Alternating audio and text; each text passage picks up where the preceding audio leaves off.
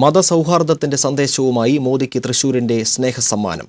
നാനാത്വത്തിൽ ഏകത്വം പ്രതിഫലിപ്പിക്കുന്ന ചുമർ ചിത്രമായിരുന്നു സാംസ്കാരിക തലസ്ഥാനത്തിന്റെ സമ്മാനം.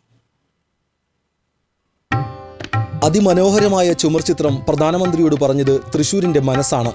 പല വർണ്ണങ്ങളിൽ വലിയ ക്യാൻവാസിൽ വിരിഞ്ഞ അർദ്ധനാരീശ്വര രൂപത്തിന് 14 കൈകൾ. ഒരു വശത്തെ കൈകളിൽ ഓംകാരവും ചന്ദ്രക്കലയും കുരിശും തുടങ്ങി പല മതങ്ങളെ പ്രതിനിധീകരിക്കുന്ന പ്രതീകങ്ങൾ. മറുവശത്ത് ബൈബിളും ഖുറാനും ഗീതയും അടങ്ങിയ വിശുദ്ധ ഗ്രന്ഥങ്ങൾ. രാജ്യത്തിന്റെ നായകനെ തൃശൂരിന്റെ മതസൗഹാർദ്ദത്തിന്റെയും ഒരുമയുടെയും മനസ്സ് പകർന്ന സമ്മാനം. ഗുരുവായൂർ കോട്ടപ്പടി സ്വദേശി ചിത്രകലാ അധ്യാപകനായ സരൻസാണ് ചിത്രം വരച്ചത്. 2.5 മാസത്തെ ശ്രമം കൊണ്ട് തീർത്ത ചിത്രം BJP ജില്ലാ നേതൃത്വം സമീപിച്ചപ്പോൾ പ്രധാനമന്ത്രിക്ക് നൽകാമെന്ന് സമ്മതിക്കുകയായിരുന്നു.